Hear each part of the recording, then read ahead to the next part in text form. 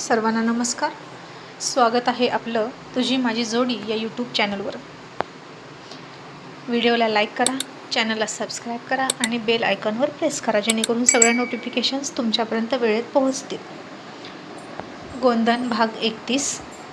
जनानं तिची बोरमाळ चोरली म्हणून दत्तूला उन्हात बांधून ठेवला आणि ओल्या कावेळीच्या फोकानं खूप खूप मारला. संतूला आता हे बघू वाटलं नाही आणि तो पळतच गेला आणि त्यानं सरस्वतीला सांगितलं.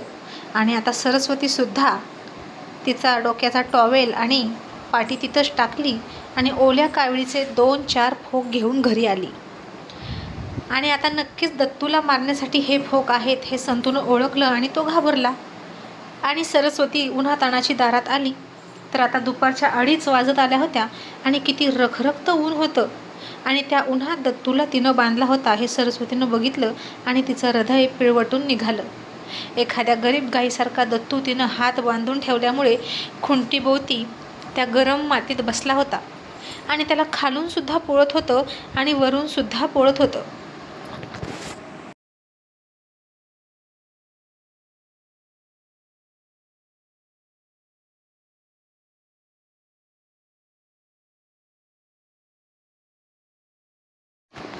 आणि सरस्वतीला बघून जना म्हणाली, ये ये बघ तुझं पोरगं आणि तुझे संस्कार बघ. माझ्या घरात येऊन त्यानं माझी सोन्याची बोरमाळ चोरली. असं शिकवतेस का पोरांना चोऱ्या करायला? आता कष्ट करून तुझं पोट भरत नाही का? आणि सरस्वती म्हणाली, जना तोंडाला येईल ते बोलू नकोस. तुझ्याकडे काही पुरावा आहे का की तुझी सोन्याची बोरमाळ दत्तूनं घेतली? माझी पोरं तुझ्या घराकडं बघत पण नाहीत, मग तुझ्या घरात चोरी करायला ती कधी आली गं?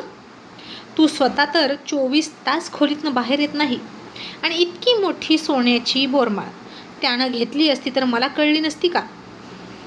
आणि जना उलटं बोलत म्हणाली, तू सुद्धा त्याला सामील असशील तर? आणि त्यानं बोरमाळ विकली असेल तर? सरस्वती म्हणाली, जना असं काहीच नाही. अगं लहान आहे तो, त्याला काय कळतंय ते विकायचं? आणि तुझ्याकडे पुरावा असेल तर बोल. आणि जना म्हणाली, तू पण तसलीच आहेस. म्हणतात ना खान तशी माती, आणि वर तू मला पुरावा मागतेस का? अगं मी माझ्या डोळ्यानं बघितलं आहे. मी पाणी घेऊन येत होती आणि हा माझ्या खोलीत होता. मला खिडकीतून बघितलं आणि पळाला.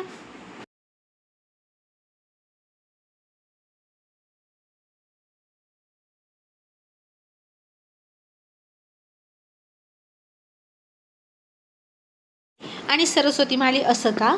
अगं पण आम्ही तर डोळ्यानं पण बघत नाही. तरी पण माझी चटणी, मीठ, तेल, साखर गायब होतं. मी माझ्या पोरांसाठी ठेवलेलं जेवण कोणीतरी कुलूप काढून चोरतं, खातं आणि जातं. रोज 5 भाकऱ्या ठेवल्या तर 4च भाकरी असतात. आणि खरं आहे गं तुझं. तू म्हणते तसा चोर आहे आपल्या घरात. आणि हे आजकाल नाही तर खूप दिवसांपासून घडत आहे. पण मी आपलं आज बोलेन उद्या बोलेन म्हणता म्हणता राहूनच गेलं. पण तू मात्र बरं बोललीस बरं का. आता त्या चोराला आपण शोधलंच पाहिजे, असं सरस्वती जनाकडे रागात बघून म्हणाली. तशी जना चपापली आणि म्हणाली, मला नाही माहीत तुझी साखर तेल कोण चोरतं, पण माझी बोरमाळ मात्र चोरीला गेली.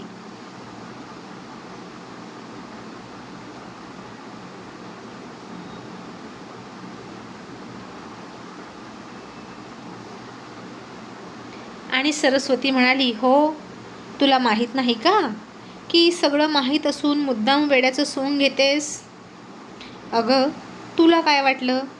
तू काय काय करते ते आम्हाला कळत नाही का? सगळं कळतं गं, पण खायची वस्तू आहे म्हणून मी सोडून देते. तू इतकी मोठी आहेस, कळती आहेस, तरीही तुला चोरी करताना लाज नाही वाटत आणि माझ्या पोरावर नाव घेतेस का? ते पण सोनं चोरलं असं नाव घेतेस? आणि जना तिच्यावर शिरजोर करत म्हणाली, पण मी नाही असंच सोडून देणार. माझी सोन्याची बोरमाळ यानंच घेतली आणि मला ती भरून पाहिजे म्हणजे पाहिजे. सरस्वतीनं आता दत्तूकडं बघितलं. दत्तू अर्धा मेला झाला होता. आई पाणी, आई पाणी असं म्हणत होता. आणि त्याचा तो आवाज ऐकून सरस्वतीला वाईट वाटलं. आणि दत्तू म्हणाला, आई मी नाही चोरली बोरमाळ काकीची. आई तुझी शपथ. माझ्या बोकडाची शपथ, असं तो म्हणायचा. सरस्वती म्हणाली, मग दत्तू, हे खरं आहे का? तू तिच्या खोलीत गेला होता का? दत्तू म्हणाला, हो आई, गेलो होतो, पण त्या खोलीत माझी गलोल आहे, ती घ्यायला गेलो होतो. मला चितूर मारायचे आहेत आणि मला गलोल पाहिजे होती. ती खोली आधी आपली होती ना, तुझी आणि तात्यांची. मग तेव्हा आमची खेळणी तिथंच असायची. मी काकीला कितीतरी वेळा मागितलं की मला गलोल दे, गलोल दे. काकी देत नव्हती. माझी खोली झाडून दे, माझं पाय दाबून दे, मला पाण्याची कळशी आणून दे, तर तुझी गलोल देईन, अशी काकी सारखी म्हणायची. म्हणून मग मी ती काकी नव्हती तोपर्यंत तिच्या खोलीत गेलो आणि गलोल घेऊन आलो. आई, मी दुसरं कुठंच बघितलं नाही. मी फक्त आणि फक्त माझी गलोल घेतली आणि पळालो, असं दत्तू रडत रडत म्हणाला. आणि सरस्वतीला त्या मुलाच्या डोळ्यात सच्चेपणा दिसत होता. आणि ती जनाला म्हणाली, जना, तुझ्या तिजोरीची चावी कुणाकडे असते? तुझ्याच पदराला बांधली असते ना रात्रंदिवस? आणि तिजोरीचं कुलूप तोडलं होतं का नव्हतं? त्यानं कुलूप तोडून बोरमाळ घेतली असं म्हणायचं आहे का तुला?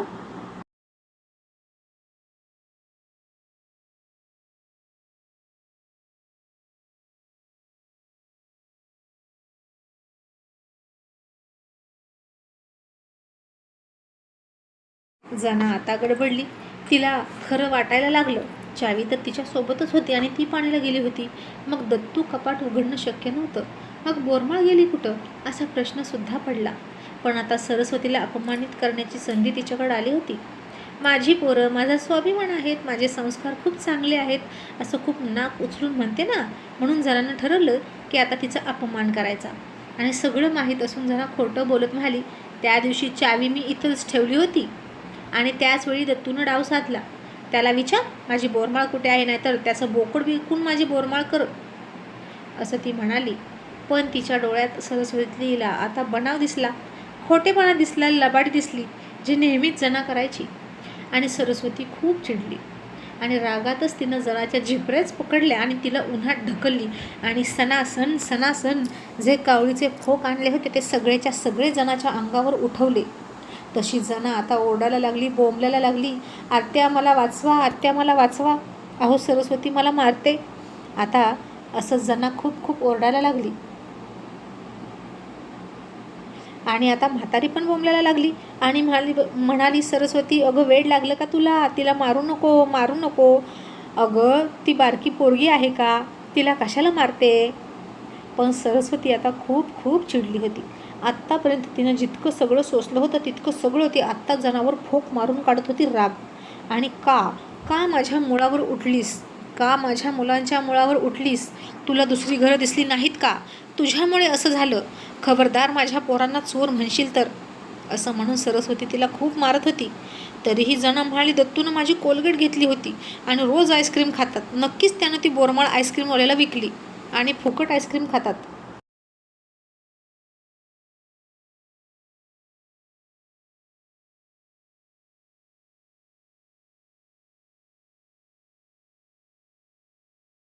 आता सरस्वतीच्या हातातला एक फोक तुटला म्हणून फेकून दिला आणि दुसरा फोक घेतला आणि म्हणाली, तुझी कोलगेट घेतली लेकरानं 10 रुपयाची म्हणून त्याच्यावर 5,000 रुपयाची बोरमाळ चोरलेल्याचा आरोप करशील का?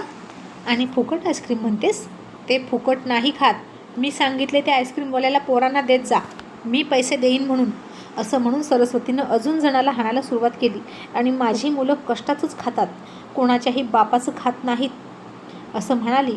जना आता हात आडवे लावायची आणि तिच्या हातावर चंद्रभान असं कोरलेलं जे नाव सरस्वतीला दिसायचं. आणि मग तर सरस्वती आणखीनच त्या हातावर फटके द्यायची आणि त्याच्यावरचा रागसुद्धा चंद्रभानच्या नावावर काढत होती. आणि तरीही जना म्हणाली, खोटं बोलतेस तू आणि तुझी पोरं खोटारडे आहेत. रोज आईस्क्रीम खायला कोण द्यायला लागले उधार? तू काय तुझ्या पुष्पीला पाठवतेस का त्याच्या खाली निजायला? आणि म्हणून तो देतो काय तुला आईस्क्रीम? तसं आणखीनच सरस्वतीला राग आला आणि तिनं आणखीन त्या जनाचं थोबाड फोडलं. दुसरा फोक फेकून दिला आणि तिसरा हातात घेतला. मग पण आता जनासुद्धा सरस्वतीला मारायला बघत होती. तिचा फोक पकडायची पण सरस्वती ऐकत नव्हती. कारण सरस्वती आता एकटी असली तरी तिच्यामध्ये तिच्या 3 मुलांची आणि त्यांच्या मायेची प्रेमाची ताकद होती. आणि शेवटी जना गांडीला पाय लावून तिथून पळून गेली. आणि तेव्हा कुठं सरस्वती शांत झाली.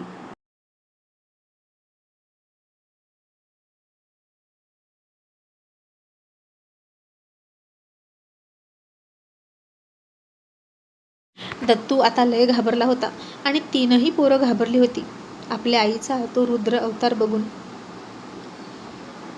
पण सरस्वती त्यांना शांत होत म्हणाली, घाबरू नका, तुम्ही चुकला नाही हे मला पटलं आणि जर तुम्ही बरोबर असाल ना तर तुम्ही कुणालाच घाबरायचं नाही आणि जर तुम्ही चुकलेला आहात हे जर मला कळलं तर मी स्वतः तुमचा जीव घेईन.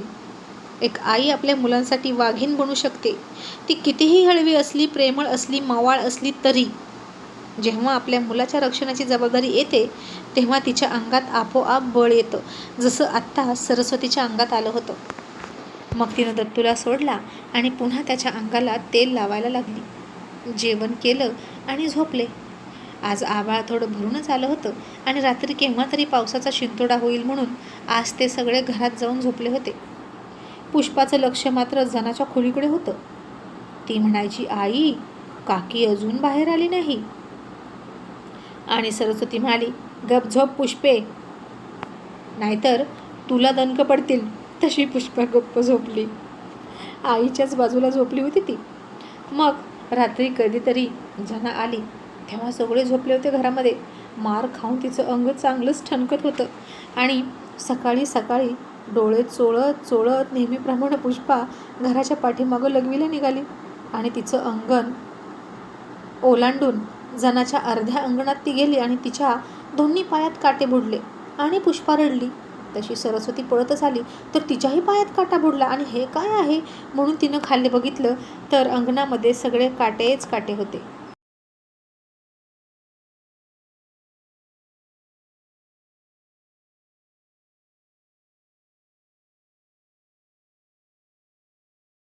जनानं पांढऱ्या शुभ्र काट्यांची फांजर तिच्या अंगणात आणून टाकली होती, नेमकी सरस्वतीच्या खोलीसमोर.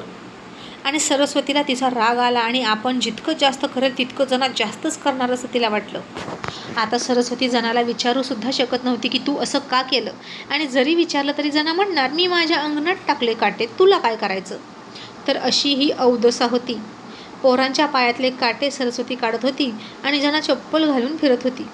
संतू म्हणाला, काकी, दारात काटे का टाकले, असं म्हणून तो काठी काढायला गेला आणि माझ्या दारात मी टाकलेत काटे, तुला काय करायचं, असं जना म्हणाली. आता जनाकडे कोंबडी नव्हती, कुत्रं नव्हतं किंवा एखादी शेरडी पण नव्हती. जे काही होतं ते सगळं सरस्वतीचं होतं आणि नुकसान झालं तर सरस्वतीचंच होणार होतं. म्हणून जना अशी करत होती कारण ती सडी होती. आणि आता सरस्वतीच्या मुलांची, कोंबड्यांची, शेळ्यांची त्या अंगणातून फिरण्याची चोरी झाली. त्यांना मोकळेपणानं वावरता येईना. मग असेच काही दिवस गेले. जनाचे नखरे सुरूच होते. सरस्वती दररोज पिण्याचं पाणी बादलीत भरून ठेवायची कारण जनानं हांडा स्वतःकडे घेतला, तिच्या लग्नातला आहे म्हणून. मग खेळून खेळून दमून आलेली पुष्पा पटकन पाणी घेऊन प्यायला लागली आणि तिच्याच पाठीमागून येणाऱ्या दत्तूनं पाण्यात पडलेली पाल बघितली. ती पाल मरून फुगून वर आली होती आणि तोंड वासून पडली होती. पण पुष्पाला दिसली नाही कारण तिचं लक्ष नाही गेलं आणि दत्तू पुष्पाच्या हातातला पाण्याचा तांब्या फेकून दिला आणि म्हणाला, कुणीच त्यातलं पाणी पिऊ नका, त्या पाण्यात पाल मरून पडलेली आहे. मग कुणीच पाणी पिलं नाही. संध्याकाळी सरस्वती घरी आल्यावर सरस्वतीला सांगितलं. तिचं काळीज कापलं. आज पुष्पानं पाणी पिली असती आणि पालीचं विष उतरलेलं पाणी तिच्या पोटात गेलं असतं तर काय झालं असतं. आता ही पाल वरून फिरताना पडली की जनानं टाकली हे कळायला मार्ग नव्हता. पण सरस्वतीला तर आता ही जना घरी असताना पोरं घरी ठेवणं सुद्धा भीतीचं वाटायला लागलं. आणि पुढच्याच बाजारातनं आपण पाण्याचा हंडा विकत आणूया असं तिनं ठरवलं आणि तिनं हंडा आणलासुद्धा. मग 2-4 दिवसांनी चंद्रभान घरी आला आणि जनानं सगळं सांगितलं की तिनं मला मारलं. दत्तूनं माझी बोरमाळ घेतली, ती पोरसुद्धा आणि सरस्वतीसुद्धा चोरटी आहे. आणि चंद्रभान म्हणाला, नाही जना, त्यानं तुझी बोरमाळ नाही घेतली. जना म्हणाली, तुम्हाला कसं माहीत, तुम्ही तर इथं नव्हता. पण चंद्रभान म्हणाला, कारण ती बोरमाळ मीच घेतली होती, कारण मलाच तोडणी तोट्यात गेली, मला कोयत्यांनी फसवलं, माझ्यावरचं कर्ज राहिलं होतं आणि मी तेच भागवण्यासाठी बोरमाळ घेतली.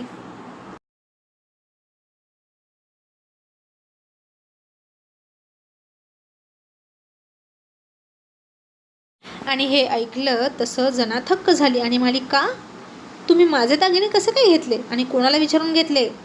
आणि चंद्रभान म्हणाला, हे बघ, मला गरज होती म्हणून मी घेतले.